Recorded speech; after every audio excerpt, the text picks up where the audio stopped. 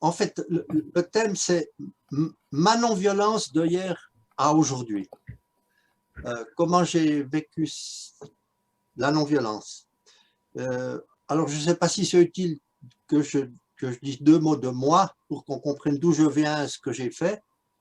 Donc, vous savez plus ou moins, mais donc je suis protestant, ma femme est catholique, nous sommes donc un couple écuménique.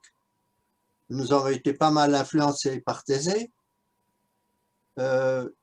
Mes engagements comme volontaire ou comme professionnel, c'est fait dans des ONG, dans un groupe écologique antinucléaire, au MIR, à Médiane, qui est une ONG de médiation.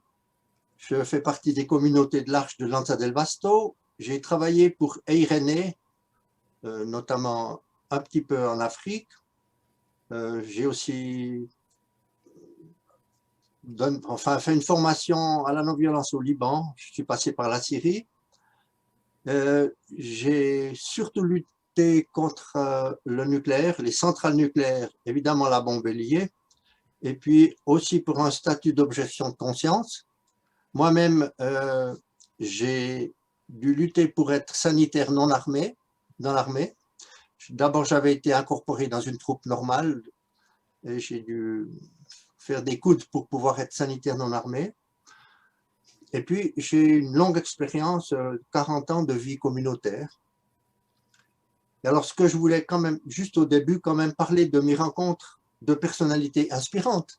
Je n'ai pas inventé la non-violence. J'ai été inspiré par des personnalités. Et je dois dire que dans mon époque, on a eu beaucoup de chance parce qu'il y a eu beaucoup de gens très inspirants. Alors, je vais vous les citer rapidement, tous ceux que j'ai rencontrés personnellement ou vus personnellement. Je pourrais dire des choses sur chacun, donc ce serait beaucoup trop long. Bon, Jean et Hildegard Goss ont été très importants. J'ai été 2 fois en Afrique avec Hildegard. Le général de Bollardière, j'ai trouvé une personnalité très humble et qui m'a aidé à respecter les militaires, ce qui n'est pas toujours facile pour les non-violents.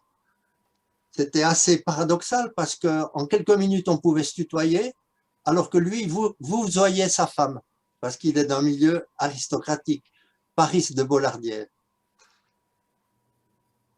Bon, j'ai eu la chance de connaître Jean Lasserre, Gene Sharp, qui avait fait une conférence il y a déjà très longtemps, au moins 40 ans, à Genève, et donc dont les effets de sa réflexion se font sentir encore aujourd'hui même en Birmanie, a beaucoup influencé aussi les mouvements en Afrique du Nord. C'est extraordinaire que ces textes aient été traduits en birman. Bon, évidemment, j'en cite quelques-uns, Jean-Marie Muller, Arki Klinfelter, Christian Mellan, Jean Vanier, là je l'ai entendu en conférence, j'ai beaucoup lu aussi de ses textes.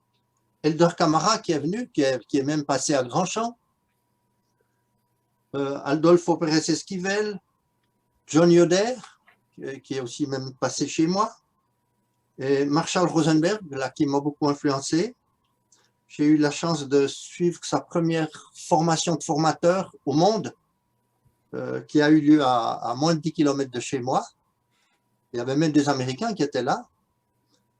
J'ai pu rencontrer Vino Babave, etc. Et j'ai fréquenté les sœurs de Grandchamp, qui ont été aussi bien influencées par la non-violence. Mais j'ai un tout petit peu peur que maintenant, ça soit moins le cas, qu'il y ait moins de personnages charismatiques qui passent à Grandchamp et qui sont non-violents. Les gosses ont même habité à Grandchamp à une époque. Et moi, quand je travaillais au centre du Louvrin, j'essayais d'amener ces non-violents aussi à Grandchamp. Voilà, ça c'était ce qui me concerne moi. Maintenant, je vais vous parler un peu de l'âge mûr. Ça, c'était il y a quand même assez longtemps.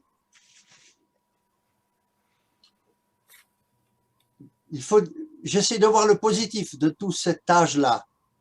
Il y a eu beaucoup de progrès concernant les droits humains, la justice internationale, la justice transitionnelle. C'est toutes des choses. Moi, je me suis intéressé à ça. Commission Vérité et Réconciliation. le tribunal pénal international, l'abolition de la peine de mort. Les plus jeunes, ils ne se rendent peut-être pas compte qu'il y a eu tout ce travail énorme qui a été fait. Je trouve que ça vaut la peine de le rappeler.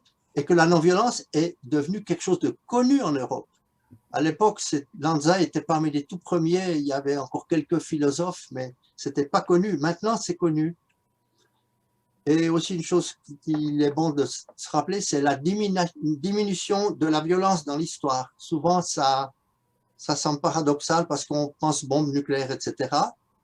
Il y a un fameux livre de Steven Pinker, le psychologue, qui a été traduit maintenant en français, qui s'appelle La part de l'ange en nous.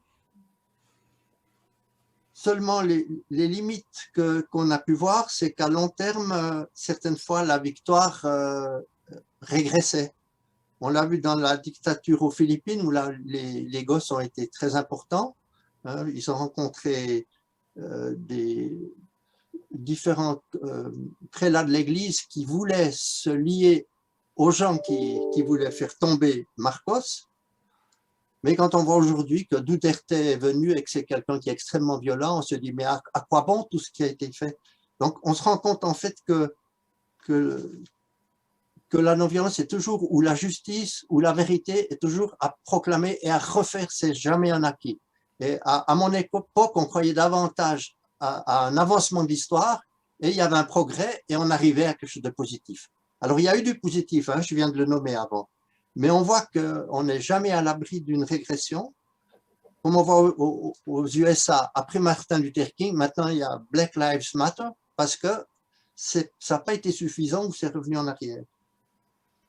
La CNV, j'ai trouvé que c'était très important, aussi pour pouvoir vivre en communauté, mais je pense que c'est un développement personnel qui est quand même difficile. C'est quelque chose qu'il faut chaque fois retravailler, c'est jamais un acquis. Et Rosenberg parle aussi de l'usage défensif de la force, dont on parle moins souvent, donc il estime que certaines fois, on est obligé d'utiliser la force, mais que cette force ne soit pas punitive. Alors, est-ce que c'est aussi un idéal de voir disparaître le droit pénal? Alors, il y a aussi eu des progrès là, dans le droit, dans la médiation pénale, où on essaie de mettre les victimes avec les agresseurs. Donc, ça, c'est aussi un progrès. Ça n'existait pas avant. On vient de parler de ça au Parlement fédéral en Suisse. On va pouvoir peut-être introduire une loi là-dessus. Maintenant, la troisième époque, c'est la nôtre. Il me reste 5 minutes. Ça va? 7 minutes, oui. C'est ce que j'ai un peu. C'est un peu un fourre-tout. J'ai mis. C'est l'âge du doute, des limites existentielles, des incertitudes et des dilemmes. Donc, on est dans une époque quand même très, très perturbée. Un premier élément, c'est la déchristianisation en Occident, qui est due en partie aux abus de pouvoir et aux scandales sexuels dans l'Église catholique, mais pas que catholique. Alors, il y a eu toutes sortes de choses. Hein. Quand on parle d'abus sexuels, ça peut être des viols pédophiles ou ça peut être simplement, alors ce n'est pas des abus sexuels, mais une hypocrisie, les prêtres mariés, par exemple. Il y a eu l'homosexualité qui est condamnée par l'Église et puis en même temps qui est, semble-t-il, vécue assez fréquemment dans la curie romaine, selon le livre Sodoma de Frédéric Martel, que je n'ai pas lu. Donc voilà une chose que je dis, je le lance comme ça, je n'ai pas de preuves, je n'ai pas lu, je ne sais pas quelle est la solidité de ce livre. Bon, c'est que Jean Vanier a eu aussi des difficultés du point de vue de la sexualité. On sait aussi que John Yoder a eu cela, qui sont pourtant des personnalités qui m'ont apporté vraiment du positif. Autre élément qui nous amène dans un âge nouveau, c'est la progression de la méditation de style asiatique, le New Age, le bouddhisme, le chamanisme, les mouvements antisexistes et de reconnaissance des minorités sexuelles, qui souvent sont agressifs vis-à-vis d'un certain christianisme. Je vous donne une citation d'un cardinal qui présente la situation comme il la voit. La crise politique, culturelle et morale que traverse l'Occident, immense, affecte l'humanité tout entière. Il n'existe plus de système de valeurs communément partagé à partir duquel avancer. Alors que les non-violents avant, les non-violents chrétiens se basaient sur quand même les doctrines de l'Église, mais du côté de la non-violence, sur quoi se baser pour essayer d'attirer des gens maintenant? Comment les mouvements chrétiens non-violents peuvent chercher chez les jeunes? Ça devient très très difficile, sinon impossible. Donc le vivier militant non-violent chrétien s'est tari quelque part. En revanche, comme bonne nouvelle, c'est l'arrivée du pape François. Dans plusieurs déclarations, il promeut la non-violence. Alors, tu me diras, c'est une analyse, mais c'est quelque chose qui me touche profondément. Enfin, un allié de poids, j'allais dire. Enfin, être compris par les hautes autorités de l'Église. Il va jusqu'à remettre en question la théorie de la guerre juste, ce qui fait bondir certains catholiques très traditionnels. Ça m'a aussi touché. J'ai lu des propos de catholiques traditionnels qui m'ont heurté, mais je ne vais pas entrer là-dedans. Mais non seulement il parle de la non-violence, de la guerre, mais il parle aussi de l'environnement. Sa fameuse encyclique Laudato Si. Donc on voit une nouvelle orientation. Et il parle même d'un risque d'effondrement. Donc ce n'est pas juste quelqu'un de léger, c'est le pape qui parle de ça. J'y reviendrai.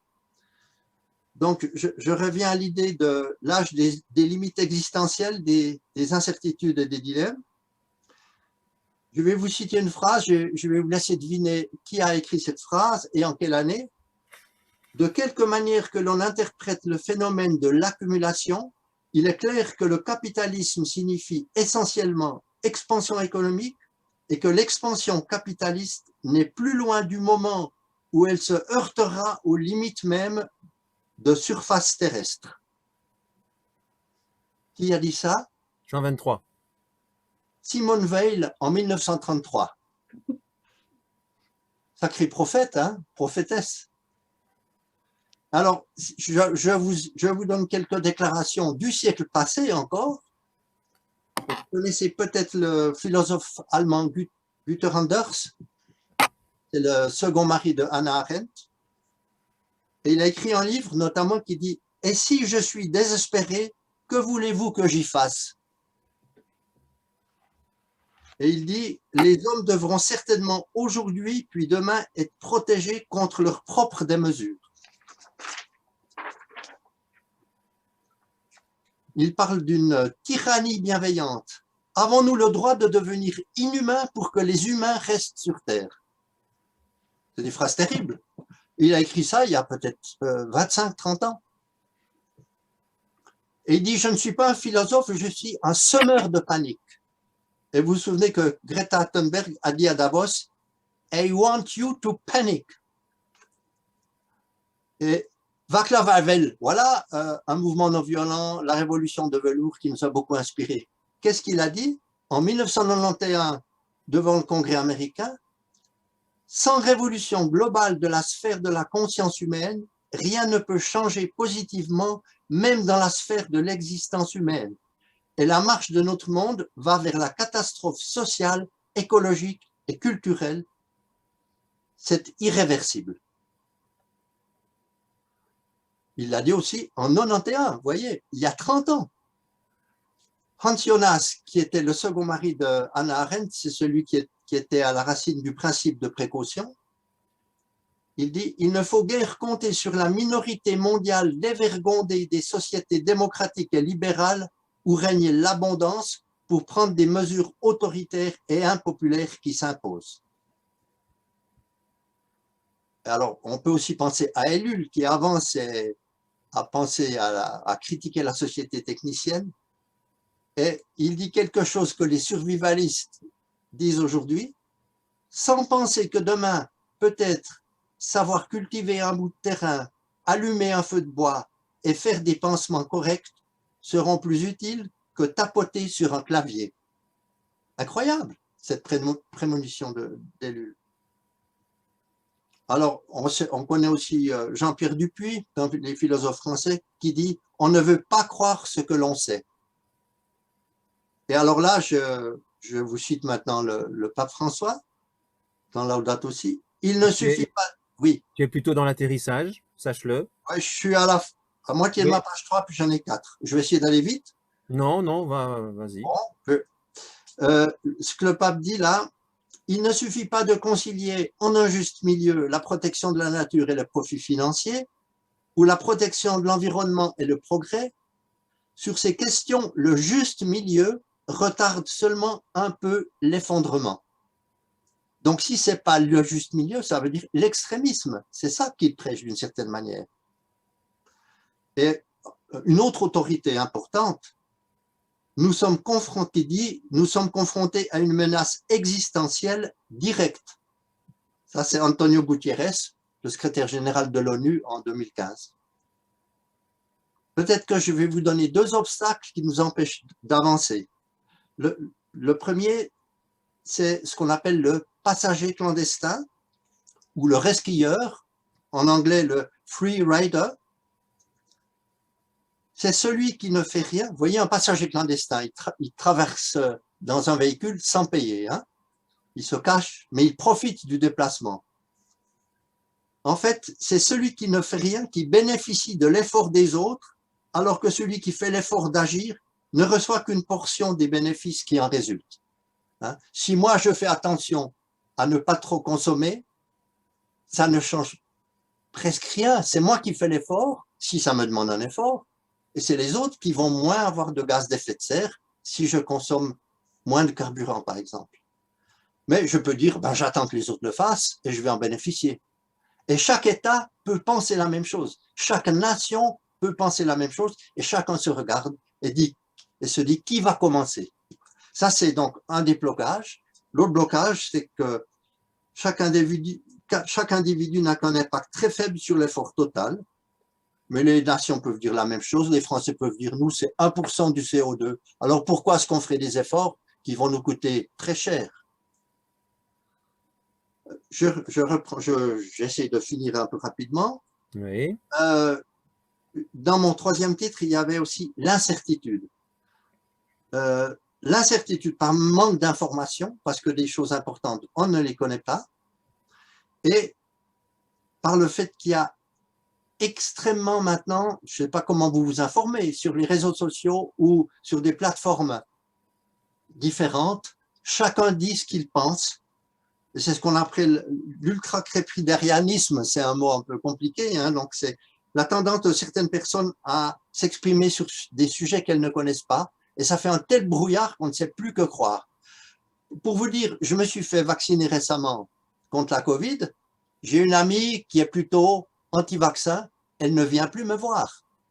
Donc, ça crée un clivage dans l'information, l'espèce d'hystérie collective. Et on a vu ce qui s'est passé sous Trump, le clivage d'information qu'il y a eu aux États-Unis, et j'ai peur que ça se reproduise chez nous d'une manière ou d'une autre. Bon, un ou 2 mots pour finir, juste pour les dilemmes.